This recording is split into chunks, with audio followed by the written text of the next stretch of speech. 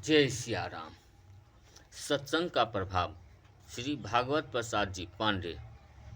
सत्य का श्रवण, कीर्तन, भजन, मनन, उस पर विश्वास, श्रद्धा या उसके अनुसार चलना सत्संग कहलाता है। सत्य शाश्वत, नित्य, प्रदीप्त, उत्प्रेरक, शिवम एवं सुंदरम होता है।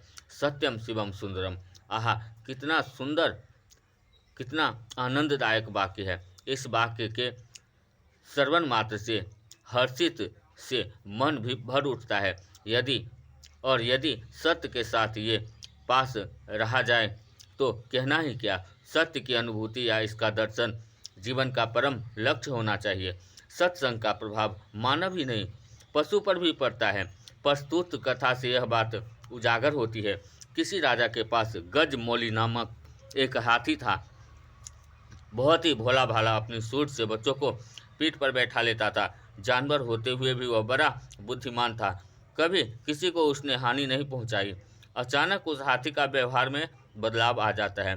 कई जानवरों को उसने पटक पटक कर मार दिए एवं एक राज कर्मचारी को भी घायल कर दिया।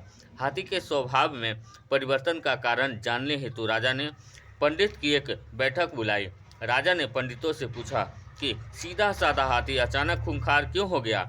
विचारणीय बिंदु पर पंडित ने कहा कि महाराज, संगत से गुण आता है, अतः हाथी के स्वभाव में परिवर्तन का कारण जानने हेतु गजशाला में रात भर गुप्त पहरा दिया जाए। राजा ने अपने सिपाहियों को गुप्त पहरा देने का आदेश दिया। सिपाहियों ने आकर राजा की सूचना दी कि महाराज, आधी रात को गजशाला में चोरों की बैठक होती है। यहाँ बैठकर वे चोरी की योजना बनाते हैं। उनकी वार्तालाप हिंसक होती है। राजा ने यह बात पंडितों को बताई। पंडितों ने कहा, महाराज, गजशाला के सामने रामायण गीता का प्रवचन कम से कम 1 माह तक करवाया जाए, इसके अच्छे परिणाम होंगे। राजा ने वैसा ही करवाया। 1 माह बीतते बीतते हाथी के स्वभाव में भारी परिवर्तन हो गया।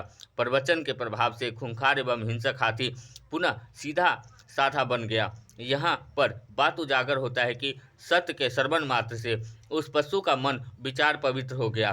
फलतः वह अहिंसक बन गया। विचार ही कर्म का आधारशिला है। सत्य संगति से ही सत्य विचार आता है और सत्य कर्म से सद्भावना आता है।